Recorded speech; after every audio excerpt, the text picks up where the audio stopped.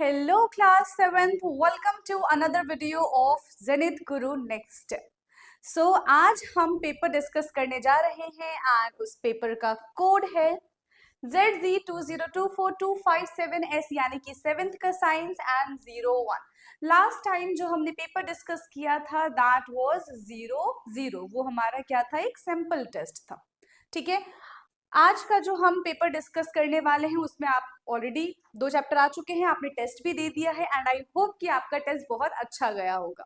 सो topic क्या है, basically chapter ही है रिप्रोडक्शन इन प्लांट्स. इसके 10 क्वेश्चन आए हैं and electric effect and electric current and its effect के 10 क्वेश्चन आए.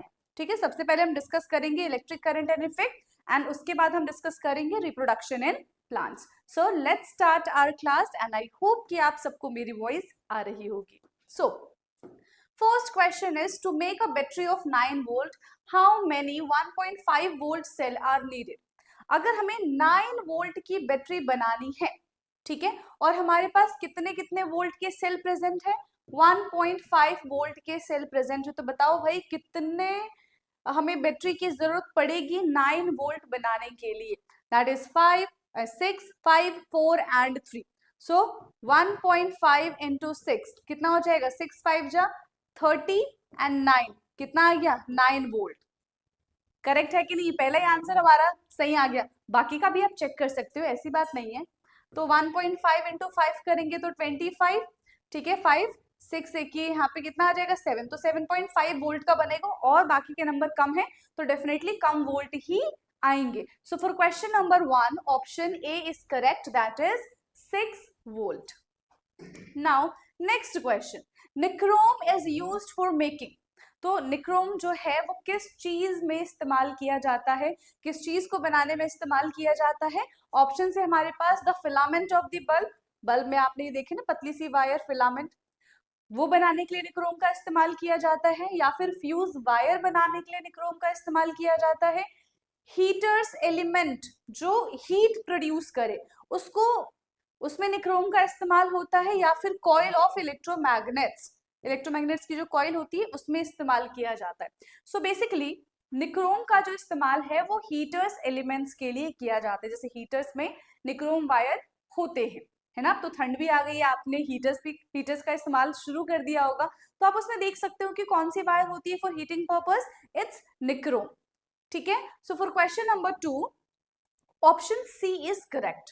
Now question number 3, a moving charge produce. एक मूविंग चार्ज क्या चीजें प्रोड्यूस कर सकती है, neither electric field nor magnetic field, electrostatic field only, magnetic field only, both magnetic and electrostatic field. तो basically a moving charge can produce, अगर वो electric effect produce कर रही है तो डेफिनेट सी बात है कि वो मैग्नेटिक इफेक्ट भी प्रोड्यूस करेगी. ठीक है, सो यहाँ पे क्या हो जाएगा, both magnetic and electrostatic field, दोनों ही. So for question number 3 option D is correct.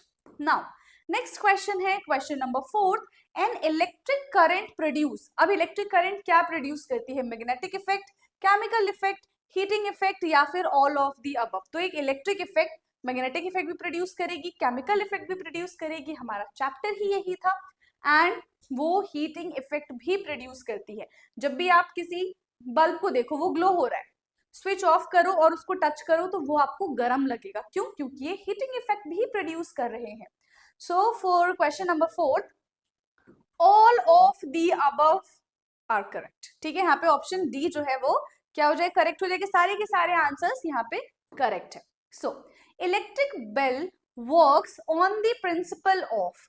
Electric bell जो है वो किस प्रिंसिपल पे काम करती है, chemical effect of current, magnetic effect of current, heating effect of current, या फिर all of the above. So basically electric जो हमारे पास क्या है, इलेक्ट्रिक बेल जो है वो मैग्नेटिक इफेक्ट पे काम करती है. किस पे काम करती है, मैग्नेटिक इफेक्ट ऑफ करंट पे. So for question number 5 option B is correct. Now next question है question number 6, which is the best conductor. तो देखो यहाँ पे हमारे पास ऑप्शन है carbon, copper, iron and aluminium.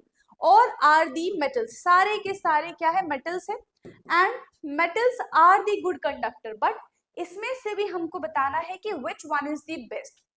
ठीक है, सो कार्बन, कॉपर, आयरन, एल्यूमिनियम में copper is the best conductor. And अगर कॉपर की बात नहीं करें, ठीक है, इन चार ऑप्शंस को छोड़ दें और बाकी सारे मेटल्स में से अगर हमको बोला कि बताओ कि सारे मेटल्स में से सबसे अच्छा बेस्ट कंडक्टर कौन सा है, सो इन दैट केस आप क्या लिख कर आओगे, आप लिख कर आओगे सिल्वर। ठीक, नेक्स्ट है हमारा question number 7, strength of an electromagnetic increased by. ठीक है, स्ट्रेंथ कैसे इंक्रीज होगी इलेक्ट्रोमैग्नेट की, increasing the number of turns of the coil. Number of turns coil में ऐसे बढ़ाते जाओ तो इसकी इलेक्ट्रोमैग्नेटिक भी बढ़ जाएगी। Increasing current flowing through the coil, coil में करंट का फ्लो इंक्रीज कर दो। Using soft iron core for the coil and all of the above, तो अगेन इसका क्या हो जाएगा, सेवेंथ का ऑल ऑफ द अबव। तो सारी चीजें करने से इलेक्ट्रोमैग्नेट जो है उसकी स्ट्रेंथ इंक्रीज हो जाएगी। ठीक है, नेक्स्ट क्वेश्चन है question number 8। So question 8 is the process by which chemical change takes place a substance when electric current is passed through is called।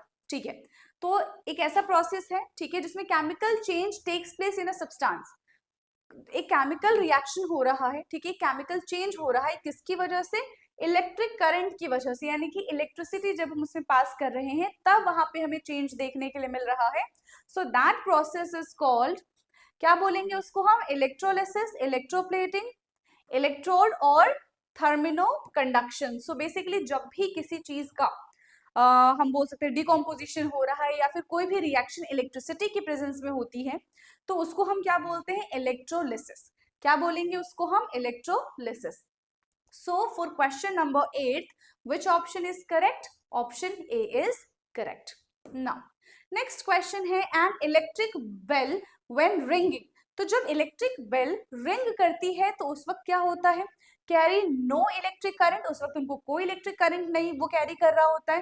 Carries continuous current, carries intermittent current and has a permanent magnet to make it work। so basically वहां पे क्या होता है, intermittent current पास हो रहा होता है जब इलेक्ट्रिक बेल रिंग कर रहा होता है। So for question number 9 option C is correct. ठीक है, समझ में आ रहा है, ऑप्शन सी यहाँ पे क्या हो जाएगा, करेक्ट हो जाएगा। Now 10th question, the magnitude of current flowing through a device, the magnitude of current flowing through a device depends।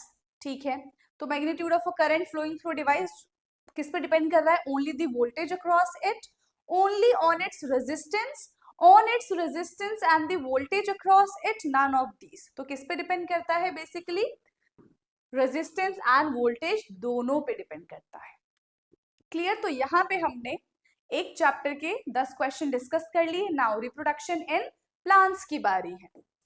So reproduction in plants में पहला क्वेश्चन है हमारा, which does not belong to a bisexual flower। इसमें से कौन सा option bisexual flower का example नहीं है, mustard, rose, petunia and papaya. So basically mustard, rose and petunia are the bisexual whereas papaya is unisexual। ठीक है, पपाया क्या होता है, ये यूनिसेक्सुअल होता है। So for question number 11 option D is correct. Now question number 12। So question number 12 है stigma, style and ovary are the parts of. Stigma, style and ovary किसके पार्ट्स हैं, तो ऑप्शन है हमारे पास एंथ्रोसियम, ठीक है, gynoecium, anther and sepals. So stigma, style and ovary are the part of gynoecium. किसका पार्ट है, option B is correct for question number 12. Next question, question number 13. A plant can be grown from tissue culture। ठीक है, इसमें से कौन सा plant tissue culture से grow किया जाता है, orchids, pear, grape vine and cherry. तो सबसे पहले हम ये देखते हैं कि आखिरकार ये टिश्यू कल्चर क्या होता है।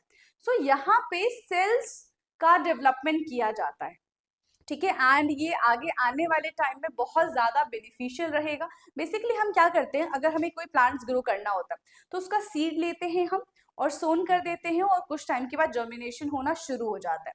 ये हम कहाँ पे करते हैं, एक फील्ड में करते हैं। तो एक सीड से वहां पे एक ही प्लांट ग्रो होगा। But in this case in tissue culture यहाँ पे हम सेल्स का इस्तेमाल करते हैं, ठीक है। मान लो कि अगर कोई है स्टेम से किसी का ग्रोथ होता है, किसी का लीफ से ग्रोथ होता है, तो उसको हम क्या करेंगे, पहले उसमें सेल का डेवलप कराएंगे, ठीक है। एक ही हम सीड से बहुत सारे उसमें सेल का डेवलपमेंट हो सकता है और फिर उनसे हम काफी सारे प्लांट्स का ग्रो कर सकते हैं। एंड इम्पॉर्टेंट थिंग इज कि जो हम नॉर्मली प्लांट ग्रो करते हैं उसमें ज्यादा टाइम लगता है as compare to this tissue culture.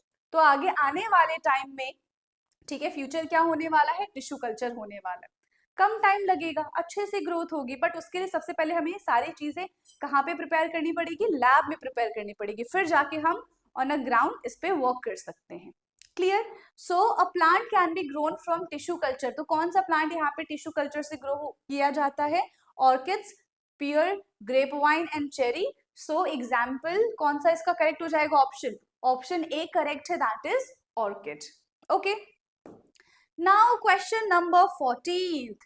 तो 14th है यहाँ पे बोगनवेला ग्रो फ्रॉम। तो बोगनवेला किससे ग्रो होता है, ग्राफ्टिंग, कटिंग, लेयरिंग या फिर नन ऑफ दीज। तो सारे देखो यहाँ पे जितने भी मेथड्स है already we have discuss in class, है ना, कि ग्राफ्टिंग क्या होती है, लेयरिंग क्या होती है, कटिंग क्या होती है, ये सब हम पढ़ चुके हैं। तो बेसिकली बोगनवेला जो है वो किससे ग्रो होता है, ग्राफ्टिंग से ग्रो किया जाता है। किससे ग्रो करेंगे भाई हम इसको, ग्राफ्टिंग से ग्रो करेंगे। Next is okay, so question number 15 is ferns, mosses, lichen and fungi reproduce through. तो ये सारे के सारे किसके थ्रू रिप्रोड्यूस होते हैं, fragmentation, binary fission, budding and spore formation.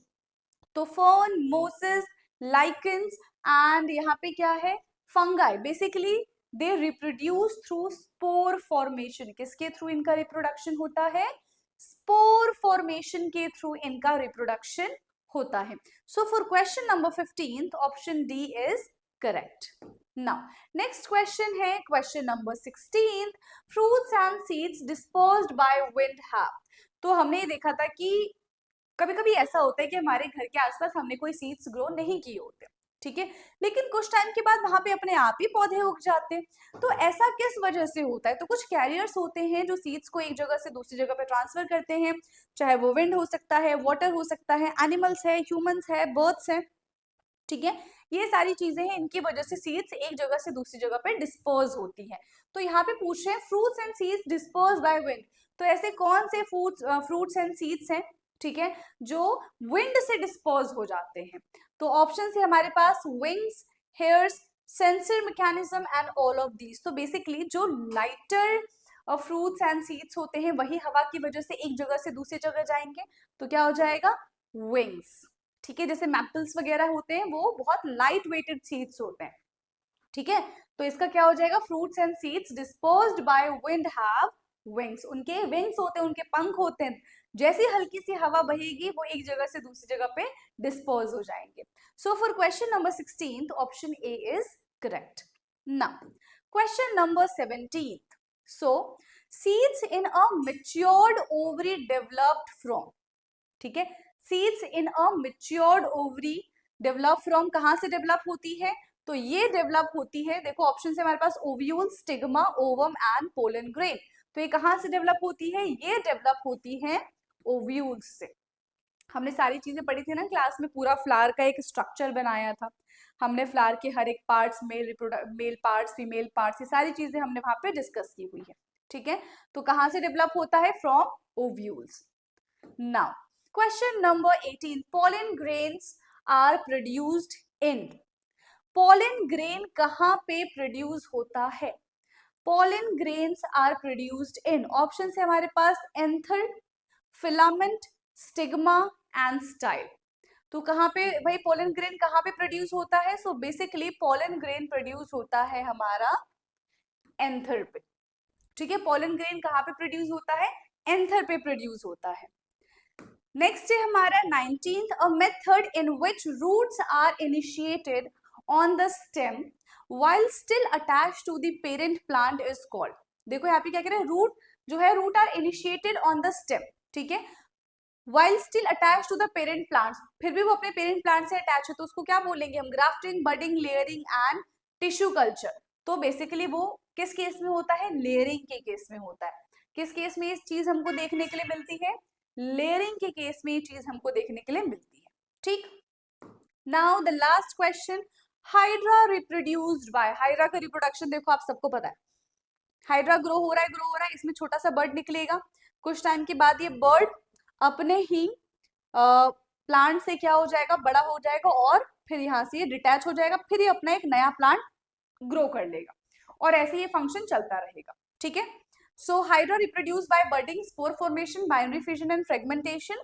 So hydra reproduce by budding, ठीक है, हाइड्रा का रिप्रोडक्शन कैसे होता है, बाय बर्डिंग। तो यहाँ पे हमने टोटल 20 क्वेश्चंस को कर लिए हैं डिस्कस, जो आपके टेस्ट में ऑलरेडी आ चुका है, राइट।